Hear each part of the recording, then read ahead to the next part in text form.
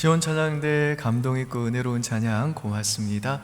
우리 현장에서 또 온라인으로 예배드리시는 우리 성도님들, 오늘 우리 찬양대의 가사처럼 이 시간 예배를 통해 주님의 품에 안기고, 그래서 주님이 주시는 위로와 기쁨과 평안과 능력으로 또 새로워지는 은혜 있으시기를 주님의 이름으로 축복합니다. 귀한 찬양 고맙습니다. 사무엘상 24장과 이 26장에는요 다윗이 사울을 살려준 사건을 소개하고 있습니다. 이때 다윗은 이 사울의 추격을 피해 도망자 생활을 한 지가 벌써 한 10년 정도 됐을 때입니다. 그러니 얼마나 지치고 피곤했겠어요. 그래서 보통 사람 같았으면 아마 이 기회만 있으면 그 철천지 원수 같은 그 사울을 죽여서라도 그 지긋지긋한 도망자 생활을 끝마치려고 했을 겁니다. 그런데 다윗은요 이 사울을 2번씩이나 죽일 수 있는 그 절호의 기회를 얻었음에도 불구하고 사울을 용서해주고 사울을 살려줍니다. 다윗의 이런 모습에 심지어 그 원수인 사울까지도 굉장히 감동을 받습니다. 우리 24장 16절로 19절 한번 보실까요? 제가 한번 읽습니다. 24장 16절로 19절입니다. 다윗이 사울에게 이같이 말하기를 마침에 사울이 이르되 내 아들 다윗아 이것이 내 목소리냐 하고 소리를 높여 울며 다윗에게 이르되 나는 너를 학대하되 너는 나를 선대하니 너는 나보다 의롭도다. 내가 나 선대한 것을 오늘 나타냈나니 여호와께서 나를 내 손에 넘기셨으나 내가 나를 죽이지 아니하였도다. 사람이 그의 원수를 만나면 그를 평안에 가게 하겠느냐? 내가 오늘 내게 행한 일로 말미암아 여호와께서 내게 선으로 갚으시기를 원하노라. 우리 26장도 한번 보실까요? 21절로 25절까지 보시죠.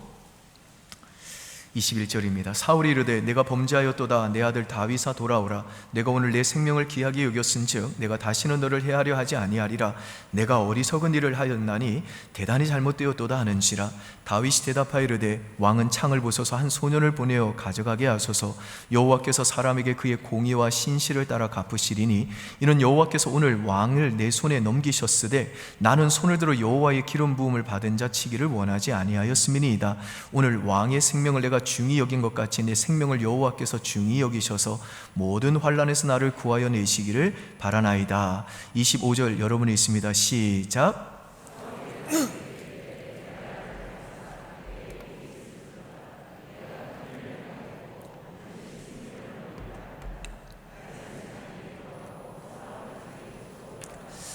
아멘. 이 말씀에서 보시듯이 지금 다윗은 10여 년이나 정말 억울하게 도망다니는 그 힘든 상황에서도요 그 인간성이 사울에 대한 그 미움과 분노와 도끼와 증오심으로 파괴되지 아니하고 오히려 그 원수 사울까지도 끝까지 품어주고 용서해주고 사랑해주는, 그래서 그 원수 사울까지도 감동시키는 그 인격의 아름다움을 뿜어내고 있습니다. 여러분, 대체 그 이유가 뭘까요? 이 시간에는 본문을 통해 그 이유를 3가지로 좀 정리해 보고자 합니다. 첫 번째, 다윗이 그 힘든 상황에서도 그 아름다움을 잃지 않을 수 있었던 이유는 다윗은 그를 보호해 주는 하나님의 섭리의 손을 믿었기 때문입니다. 오늘 본문인 이 23장에 보면 다윗이 그를 따르던 무리들과 엔게디라고 하는 광야에 숨어 있습니다. 근데 다윗이 거기에 숨어 있다는 소식을 듣고 사울이 그 3,000명의 그 정예 군사들을 이끌고 다윗을 잡으러 옵니다. 그래서 다윗이 꼼짝없이 포위를 당했습니다. 그런데 갑자기 사울이 그때 배가 아픈 거예요. 그래서 사울이 개인적인 이 프라이버시가 있기 때문에 군사를 데리고 들어갈 수가 없어서 혼자 이제 용변을 보러 굴 속에 들어갔는데 마침 그 안에 다윗과 다윗의 부하들이 숨어 있었던 거죠. 그래서 다윗이 정말 사울을 죽일 수 있는 절호의 찬스를 만난 겁니다. 그런데 다윗은 그때 이 사울의 옷자락만 조용히 베고 이 사울을 살려 보내줍니다. 사무엘상 24장 1절로 4절 보시겠습니다. 제가 읽습니다. 사울이 블레셋 사람을 쫓다가 돌아오매 어떤 사람이 그에게 말하여 이르되 보소서 다윗이 엔게디 광야에 있더이다 하니 사울이 온 이스라엘에서 택한 사람 3,000명을 거느리고 다윗과 그의 사람들을 찾으러 들 염소 바위로 갈새 길가 양의 우리에 이른즉 굴이 있는지라 사울이 뒤를 보러 용변을 보러 들어가니라.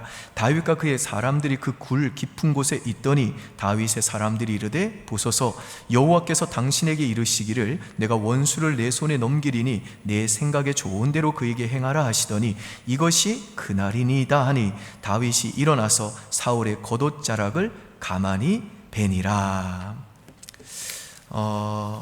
26장에도 보시면요, 다윗이 이번에는 10광야에서 숨어 있었는데 사울이 또 군사들을 이끌고 다윗을 잡으러 옵니다. 그리고 이번에는 사울이 그 다윗을 반드시 잡으려고 진까지 쳤는데 하나님께서 그 사울과 그 모든 군사들을 잠들게 하셔가지고 다윗이 그 아비새라고 하는 부하 장수와 함께 그 사울의 진영으로 들어가서는 고온히 잠자고 있는 그 사울, 그 머리 옆에 있던 그 사울의 창과 물병만 조용히 가지고 나옵니다. 사무엘상 26장 12절 자막이 나올 텐데요, 저거 한번 같이 읽어볼까요? 시작. 다윗이 사울의 머리 곁에서 창과 물병을 가지고 떠나가되 아무도 보거나 눈치채지 못하고 깨어있는 사람도 없었으니 이는 여호와께서 그들을 깊이 잠들게 하셨으므로 그들이 다 잠들어 있었기 때문이었더라. 자, 여러분, 다윗이 이와 같이 2번씩이나 사울을 죽일 수 있었음에도 불구하고 사울을 용서해주고 또 끝까지 품어주고 그를 살려줄 수 있었던 이유가 뭘까요? 그 이유는요, 이 다윗이 사무엘상 23장에서 기가 막힌 하나님의 그 섭리의 손의 도움을 경험했기 때문에 그렇습니다. 우리가 지난주에 살펴보았죠. 다윗은 정말 도간에 든 지처럼 사울에게 잡혀 죽을 수밖에 없는 절체절명의 위기에 빠졌습니다마는 블레셋이 그때 갑자기 이스라엘을 쳐들어오는 바람에 사울이 다윗 쫓기를 포기하고 돌아갔습니다. 이건 하나님께서 그 인간의 욕심 때문에 일어난 그 나라와 나라 간의 전쟁까지도 사용하셔가지고 다윗을 보호해 주시고 지켜주신 사건입니다. 그래서 다윗은 그곳 이름을 셀레하마 느곳이라고 불렀습니다. 사무엘상 23장 28절 보시죠. 같이 읽습니다. 이에 사울이 다윗 뒤쫓기를 그치고 돌아와 블레셋 사람들을 치러 갔으므로 그곳을 셀레하마 느곳이라 칭하니라. 이 셀레하마 느곳이라는 말은 이 분리의 바위, 나눔의 바위, 경계의 바위라는 뜻입니다. 그러니까 이 사건을 통해서 다윗은 그 사울 왕과 자기 자신 사이를 경계선을 딱 그어가지고 사울이 자신에게 접근할 수 없게 만드시는 하나님의 섭리의 손을 본 것입니다. 마치 그 창세기에서 그 아담과 하와를 내쫓은 후에 불 화영검을 거기에 두셔서 그들이 접근하지 못하게 하나님이 하신 것처럼 하나님이 그 섭리의 손으로 경계선을 딱 사울과 다윗 사이를 그어가지고 사울이 도저히 이 다윗에게 접근하지 못하게 하나님이 만드셨다는 것이죠. 그래서 다윗은 자기 손으로 하나님의 기름 부어 세워주신 이 사울 왕을 죽일 필요가 없다고 판단을 한 겁니다. 왜요? 자신을 지켜주시고 보호해 주시고 또 인도해 주시는 하나님의 그 전능한 섭리의 손이 자기와 함께하기 때문에 그 하나님의 섭리의 손은 결국에는 자신을 승리하게 하시고 결국에는 자신에게 하나님이 주신 약속대로 그를 그 이스라엘의 왕이 되는 그 자리까지 반드시 인도할 거다라는 걸 다윗은 믿었기 때문에 그런 겁니다. 여러분, 민수기 11장에 보시면 그 이스라엘 백성들이 광야에서 고기 달라고 그랬더니 하나님께서 그래, 내가 한 달 동안 너희들 원 없이 고기 먹게 해줄게 그러시잖아요. 근데 모세가 머리가 워낙 좋다 보니까 하나님, 이 광야에서 장전만 60만이나 되는 이 백성에게 어떻게 고기를 먹여요 그랬잖아요. 그러니까 하나님께서 뭐라고 그래요? 약간 기분 나쁜다는 듯이 여호와의 손이 짧으냐, 내 손이 그렇게 짧으냐 그러시면서 바람을 휙 불어가지고 메추라기 떼가 몰려오게 해가지고 60만이 아니라 200만이 먹고도 남도록 만들어 버렸잖아요. 여호와의 손의 능력이 이렇게 대단하고 강력하다고요. 지금 다윗은 이 하나님의 전능하신 섭리의 손이 자신과 함께 하시고 자신을 지키시고 보호하시고 실수 없이 그 약속이 성취되는 그 자리까지 인도하고 계심을 믿었다라는 겁니다. 여러분, 우리 믿는 자에게는요, 우연이 없습니다. 우리 신자의 인생 전부는 하나님의 기이한 이 섭리의 손 안에 들어가 있는 겁니다. 여러분, 누구도 우리의 미래를 알지 못합니다. 아무도 알 수가 없어요. 앞에 뭐가 있는지 알 수가 없습니다. 그러나 오직 한 분, 우리의 미래를 아시는 그 하나님께서 그 장래를 보시고 오늘 우리의 삶 가운데 역사하고 계시는 겁니다. 심지어 우리 하나님은요, 우리가 그 하나님께 신실하지 않을 때에도 그 섭리의 손으로 신실하게 우리를 인도하고 계십니다. 때로 우리는 하나님이 느껴지지 않고 또 하나님이 보이지 않는 그런 순간을 맞이할 때도 있지만, 우리 하나님은요, 그런 순간에서조차도 우리 배후에서 우리를 위해 부지런히 일하고 계시는 겁니다. 제가 일전에도 한번 말씀드렸는데요, 찬송가 가사 중에 이 눈에 아무 증거 아니 배워도 우리가 즐겨 부르는 찬송이 있죠. 제가 가끔씩 철야 예배 때나 새벽 기도 때 이제 개인 기도하고 있으면요, 우리 기도 많이 하시는 권사님들이 조용히 막 기도를 하시다가 이 찬양을 부르시는 경우가 있습니다. 이 눈에 아무 증거 아니 배워도 믿음만을 가지고서 늘 걸으며, 이 눈에 아무 소리 아니 들려도 하나님의 약속 위에 서리라. 걸어가세 믿음 위에 서서, 나가세 나가세 의심 버리고, 걸어가세 걸어가세 믿음 위에 서서, 눈과 귀에 아무 증거 없어도 라고 이 찬양을 막 부르세요. 그리고 그 찬양을 부르고 나면 또 막 기도를 하십니다. 그럼 제가 그 찬양과 기도 소리를 들으면서 무슨 생각이 드는가 하면요, 권사님이 지금 하나님이 보이지 않는 그 현실 때문에 정말 답답하고 고통스러운 시간을 보내고 계시구나 라는 생각이 든다고요. 여러분, 우리 삶에도요, 우리의 눈에 정말 아무것도 보이지 않을 때가 있잖아요. 우리의 삶에도 우리의 귀에 정말 아무 소리도 들리지 않을 때가 있잖아요. 손을 뻗어보지만 아무것도 잡히지 않을 때가 있잖아요. 그러나 그때에도 그 눈에 보이는 현상이 내 믿음을 끌고 가게 하는 게 아니라, 내 감정이 내 믿음을 끌고 가게 하는 게 아니라, 보이지는 않지만 여전히 날 위해 일하고 계시는 그 하나님의 섭리의 손을 믿는 그 믿음이 내 감정과 내 보이는 현실을 끌고 가도록 그렇게 찬송하고 기도하면서 또 찬송하고 또 기도하면서, 그래도 하나님이 나를 위해 일하고 계신다, 하나님이 보이진 않지만 잡히진 않지만 여전히 하나님의 그 전능한 섭리의 손이 나를 쉴 수 없이 나에게 약속하신 그 하나님의 축복의 자리까지 나를 인도하고 계신다 라고 그 믿음을 선포하며 끝까지 하나님 바라보고 하나님 의지하며 그 하나님의 섭리의 손 붙잡고 하나님과 동행하며 걸어가는 것, 이게 바로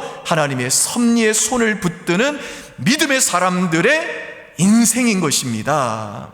그리고 이 하나님의 섭리의 손을 믿는 믿음으로 살 때 우리는요, 우리 인생이 아무리 모질고 힘든 상황 속에서도 우리 인간성이 미움과 독기와 분노와 증오로 파괴되지 아니하고, 오히려 다윗처럼 원수까지라도 품어주고 원수까지라도 용서하고 또한 사랑해주는 그 원수도 감동시키는 사랑과 용서의 그 아름다움을 뿜어내게 된다라는 것입니다. 믿으시나요, 여러분? 아멘. 여러분, 하나님의 섭리의 손을 믿는 우리 신자의 전 인생은요, 그래서 세 단어로 딱 요약할 수 있습니다. 우리한테 누가 과거가 어땠어? 그러면 에베네셀, 뭐죠? 하나님께서 여기까지 그 섭리의 손으로 나를 도우셨어. 그럼 지금은 어때? 그러면 임마누엘, 하나님의 그 섭리의 손이 지금도 나와 함께 계셔. 그 다음에 그러면 앞으로는 미래는 어떻게 될 것 같아? 그러면 여호와 이래, 하나님께서 그 섭리의 손으로 모든 것을 다 준비하실 거야. 그러면 되는 겁니다. 그러니까 우리 신자의 인생은 우리를 도우시고 인도하시고 공급하시는 이 하나님의 전능한 섭리의 손에 의해 그 과거와 현재와 미래가 절대적으로 보장된 복된 인생이라는 것입니다. 오늘 우리 교회가 설립 42주년 참 뜻깊은 이 감사 예배 드리고 있는데요, 누가 우리한테 은평교회 과거가 어땠어? 누가 물으면 우리는 뭐라고 해야 돼요? 에베네셀. 그러면 현재 은평교회는 어때? 그럼 뭐라고 그래야 돼요? 임마누엘. 야, 그러면 코로나 이후에 교회가 힘들어진다던데 은평교회는 어떻게 될 것 같아? 그럼 뭐라고 그래야 돼요? 여호와 이래. 그러면 되는 겁니다. 아멘이세요? 아멘. 두 번째, 다윗이 힘든 상황에서도 아름다움을 잃지 않을 수 있었던 이유는, 다윗은 사람의 말이 아니라 하나님의 말씀을 따르는 사람이었기 때문에 그렇습니다. 자, 다윗에게 원수 사울을 죽일 수 있는 결정적인 찬스가 오자 다윗의 부하들이 뭐라고 하냐면, 다윗이여, 이건 하나님이 주신 기회입니다. 그러니 이 기회 놓치지 마십시오. 얼른 사울을 죽여서 하나님이 약속한 대로 왕 되십시오. 그렇게 다윗을 부추깁니다. 하지만 다윗은요, 두 가지 말씀의 원칙을 붙들고 살았습니다. 하나는 뭐냐? 원수 갚는 것이 내게 있는 게 아니라 하나님께 속한 것이다. 그리고 두 번째는 하나님이 기름 부음 세운 왕을 내 손으로 죽일 수는 없다 라고 하는 이 하나님의 말씀의 원리를 따라 사울을 살려줍니다. 우리 사무엘상 24장 4절 보실까요? 24장 4절 제가 있습니다. 다윗의 사람들이 이르되 보소서, 여호와께서 당신에게 이르시기를 내가 원수를 내 손에 넘기리니 내 생각에 좋은 대로 그에게 행하라 하시더니 이것이 그날이니이다 하니 다윗이 일어나서 사울의 겉옷자락을 가만히 베니라. 8절에서 10절 같이 있습니다. 시작.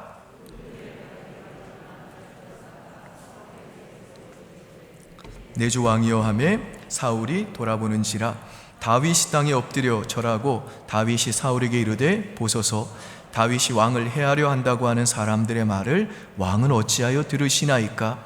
오늘 여호와께서 굴에서 왕을 손에 넘기신 것을 왕이 아셨을 것이니이다.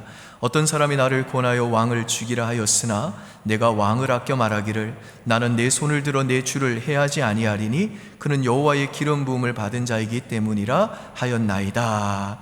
26장 8절에서 12절도 한번 보시죠. 26장 8절에서 12절 제가 한번 읽습니다.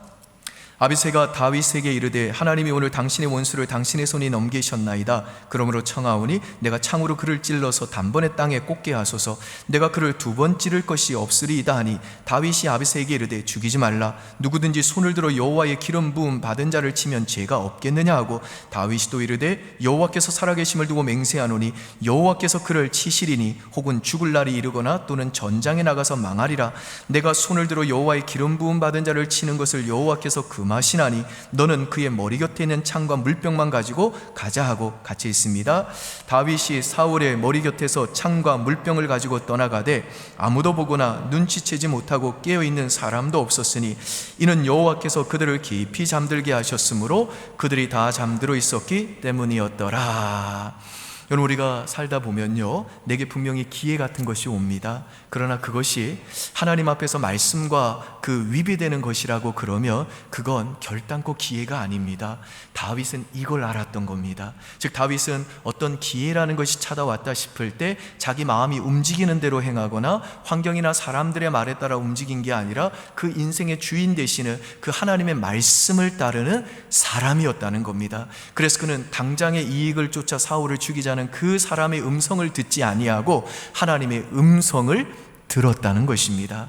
여러분, 우리 사업의 현장이나 직장의 현장에서도 또 우리가 하루를 살다 보면 분명히 많은 결정들이 있을 겁니다. 그때 분명히 두 가지 갈등이 생길 거예요. 사람들의 말을 듣고 내 마음대로 결정할 것인가, 아니면 말씀대로 결정할 것인가 하는 그런 상황에서 말씀의 원칙을 따라, 그 원리를 따라 말씀대로 결정해야 그 사람이 믿음의 사람인 것입니다. 그런데 믿음이 없는 사람은요, 기회가 오면요, 그 기회 앞에 굉장히 초조해집니다. 그래서 믿음 없는 사람들은 뭐라고 하냐면 기회는 맨날 오는 게 아니야. 그러면서 이번 기회 놓치면 사업에 성공할 기회가 없어 라고 그러고, 이건 하나님이 내게 주신 기회야 라고 합리화시킵니다. 그러면서 이때를 놓치면 안 된다고 하면서 그 말씀의 원리를 떠나서 결정을 합니다. 그런데 그렇게 상황이 너무 절박하다고 내 코가 석자인데 하면서 그 말씀의 원리를 저버리면서 그 위기를 피하는 길로만 나가려고 할 때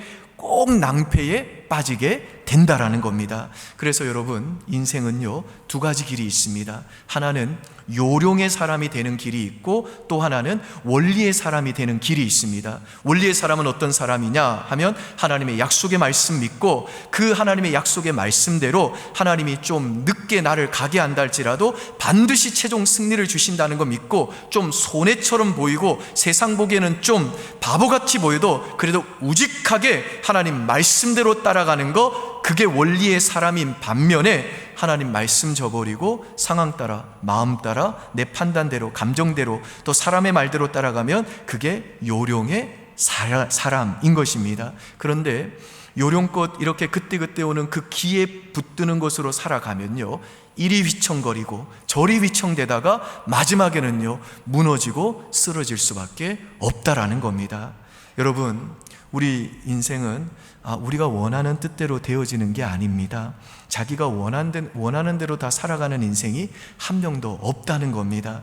예전에 중학교, 고등학교 때 입만 열면 중국 선교 하면서 음식을 먹어도요 꼭 짜장면만 먹는 분이 계셨는데 지금 뭐 하고 계시냐? 부동산 업자하고 계십니다. 예전에는 꿈꾸었던 그 일과는 전혀 관계없는 일을 하더라는 겁니다. 자기가 추구하고 한다고 되는 게 아니고 나중에는 전혀 자기의 생각과는 전혀 다른 길로 갈 수 있다라는 겁니다. 또 어떤 분은요, 항상 중고등학교 다닐 때 늘 성경책 들고 반쯤 목사 행세하고 다녔습니다. 그래서 신앙이 좀 이렇게 없는 친구들한테 가서 안수기도 해주면서 너 신앙생활 그렇게 하면 안 돼 그랬던 사람인데, 그때 너무 영역을 그 사람한테 많이 줘서 그런지 지금은 교회를 한답니다. 또 우리 남자들끼리 젊었을 때 서로 그런 얘기 하지 않습니까? 자기 이상향의 좀 통통한 여자 스타일이다 그랬는데 지금 보면요 거의 삐쩍 마른 여인하고 같이 살더라는 겁니다. 우리 자매님들도 밤낮 신랑감 놓고 이렇게 구체적으로 저렇게 기도한다고 그러면서 키는 182가 돼야 되고 어깨는 딱 벌어져야 되고 등치는 어떻게 돼야 되고 그러는데 나중에 보면요 대개는 키 155 남자랑 결혼을 합니다. 그런 일이 많더라는 겁니다. 왜 그렇습니까? 내가 추구하는 대로 가지 못하는 게 우리 인생이라는 겁니다. 그래서 저는 이사야 64장 8절 말씀 참 좋아합니다. 한번 보실까요? 그러나 여호와여 주는 우리 아버지시니이다. 하나님 우리 아버지시고 우리는 자녀래요. 동시에 우리는 진흙이요 주는 토기장이시오니 우리는 다 주의 손으로 지으신 것이다. 하나님 어떤 분이시라고요? 토기장이시래요. 토기장이. 우리는요 진흙이랍니다. 진흙의 의지대로 뭐가 나오는 게 아니라는 거예요. 진흙의 의지가 아니라 토기장이의 의지라는 겁니다. 토기장이가 그래서 밥그릇 만들고 싶으면 밥그릇 나오고, 또한 토기장이가 국그릇 만들고 싶으면 국그릇 나오고, 토기장이가 주전자 모양의 토기 만들고 싶으면 주전자가 나오는 것입니다. 의지는 토기장이에게 있는 것이지 진흙에게 있는 게 아니라는 겁니다. 근데 진흙 주제에 자꾸만 뜻이 많습니까? 진흙이 원한다고 되는 게 아니라는 겁니다. 그래서 우리의 기도는요 토기장이신 그 하나님께 하나님 나를 빚어주십시오, 그 기도가 되어야 된다는 겁니다. 하나님이 빚어주시는 대로 내 인생을 살겠습니다. 그게 제일 강력한 인생이 되더라는 것입니다. 근데 우리가 신앙생활 하다 보면요 하나님이 너무 느려 터졌다고 생각이 들 때가 많습니다. 그래서 하나님 고향이 충청도입니까? 이런 느낌을 받는다고요. 하나님이 너무 느린 거예요. 빨리빨리 해줬으면 좋겠는데 하나님은 약속 주시고 그 약속의 성취는 항상 느려요. 그래서 우리가 속이 터져가지고 기도할 때 하나님 너무 느리시니까 하나님 좀 정신 차리십시오. 하나님 이래도 됩니까? 지금 하나님 이럴 때입니까? 일어나십시오 하면서 내가 믿음으로 일어나야 되는데 하나님을 막 일으켜 세우는 경우가 많지 않습니까? 그런데 여러분, 우리가 좀 느려도요 하나님 말씀대로 순종하는 것이 인생의 지름길입니다. 내 뜻이 아니라 하나님의 뜻이 가장 좋은 길이라고요. 느린 것 같지만 하나님 말씀을 따르는 길이 가장 빠른 지름길이고 그게 하나님의 고속도로라는 겁니다. 반면에요 하나님 말씀대로 가려고 하다 보니까 이게 너무 느린 것 같고 다른 사람들과 경쟁해서 뒤처진 것 같으니까 그래서 내 방법대로 세상 사람들이 하는 방법대로 그냥 따라가다 보면요 그게 처음에는 잘 풀리는 것 같아 보이지만 나중에는요 그 하나님 말씀에 불순종했던 것들을 수습하는데 세월을 다 버리는 것입니다. 여러분, 인생이 다 그런 거예요. 인생의 전반부는요 말씀 떠나서 자기 멋대로 살다가 인생 후반부는요 자기 멋대로 살던 그것을 수습하다가 죽기 전에 철드는 소리 몇 마디 하고 죽는 게 인생입니다. 그래서 하나님 말씀보다 더 빠른 길은 없다라는 겁니다. 하나님 말씀에 순종하는 그 길이 가장 빠른 길이고 말씀을 떠나는 사람이 있으면 그게 가장 먼 길이라는 겁니다. 여러분, 오늘 다윗이 나중에 왕이 되는데요, 처음부터 이스라엘 12지파 다스린 거 아닙니다. 그 이스라엘 12지파를 통합하는데 7년 6개월이 걸렸습니다.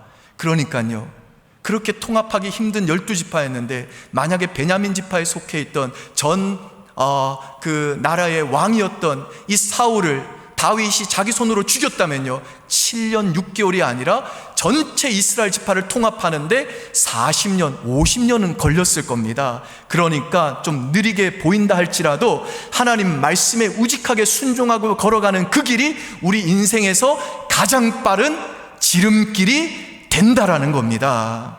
그러므로 사랑하는 우리 성도 여러분들, 오늘 혹시 여러분 중에 하나님 말씀 떠난 분들 계시다면, 말씀이 아니라 요령 따라 세상 따라 뭘 선택하다가 낭패 빠진 분들 계시다면 주의 말씀의 길로 돌아오십시오. 순종의 길로 속히 돌아오십시오. 그게 인생의 지름길입니다.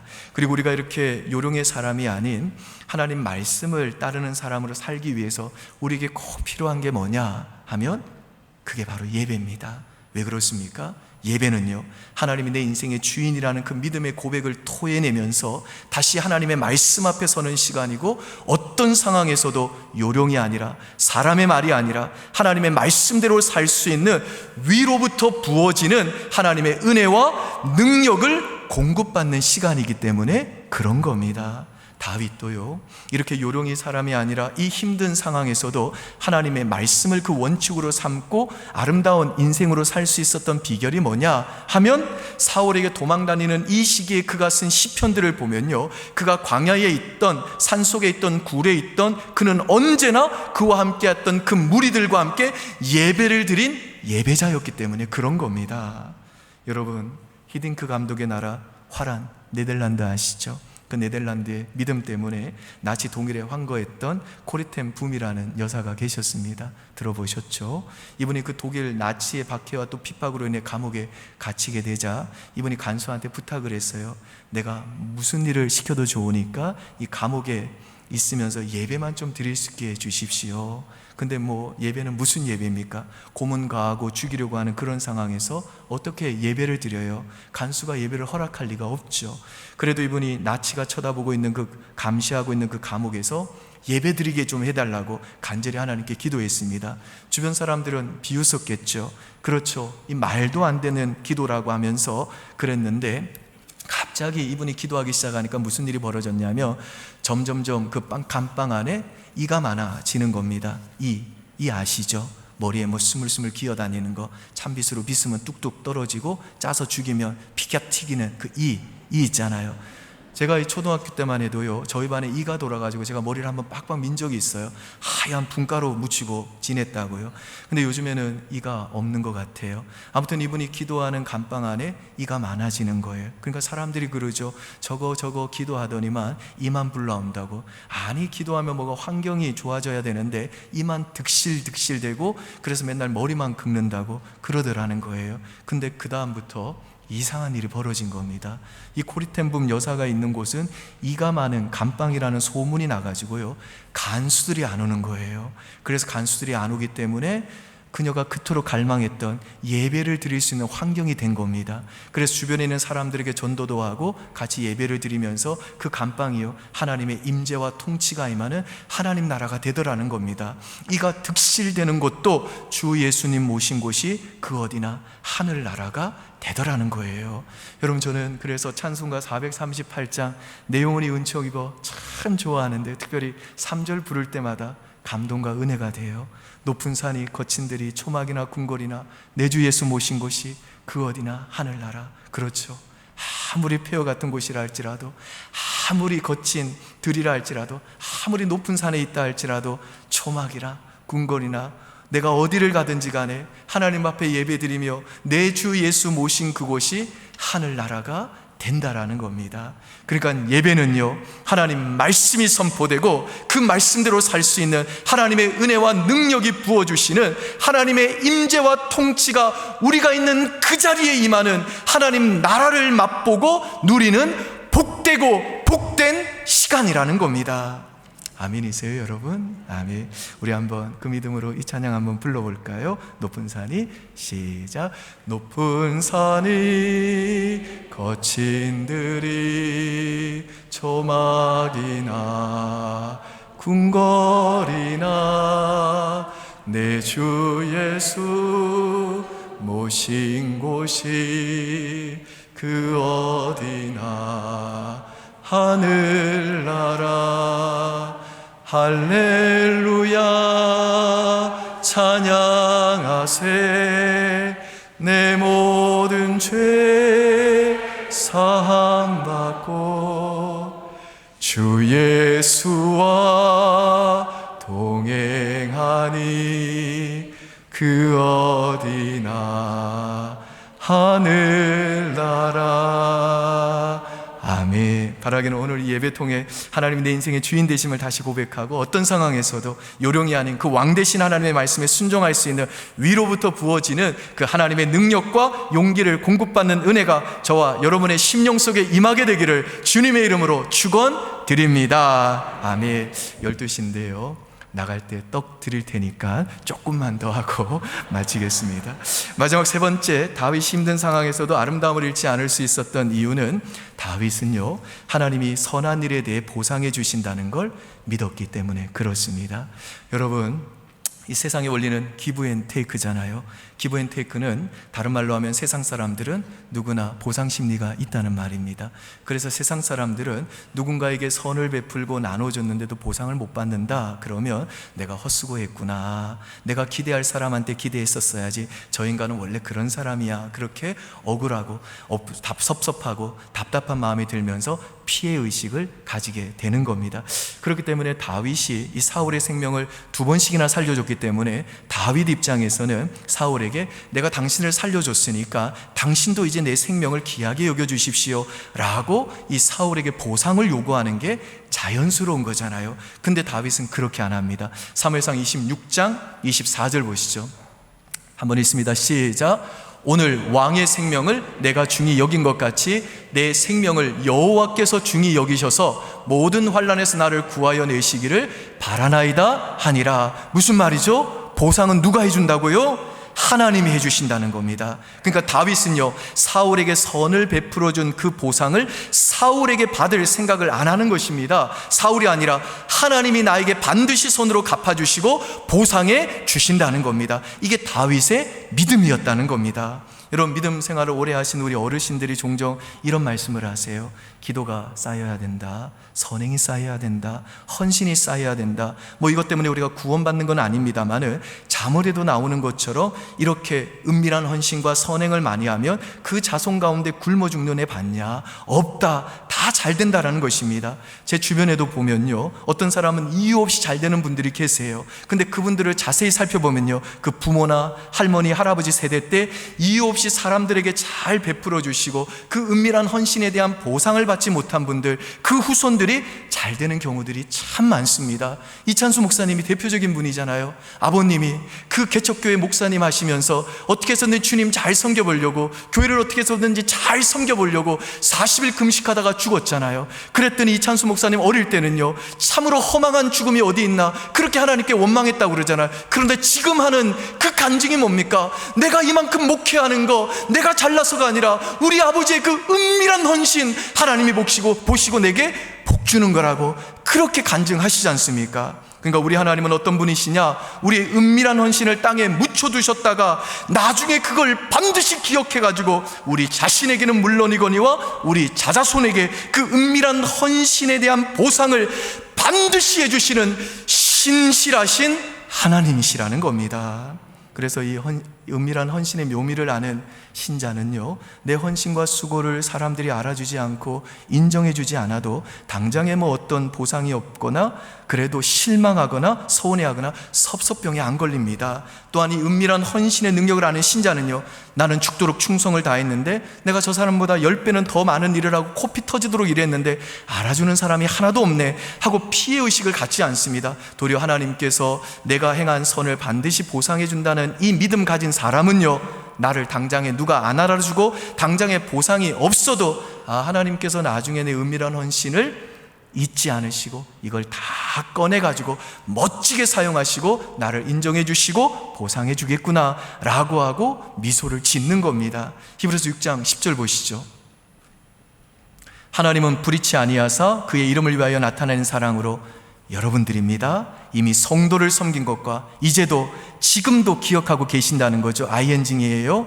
섬기고 있는 것을 잃어버리시지 아니하시느니라. 누가요?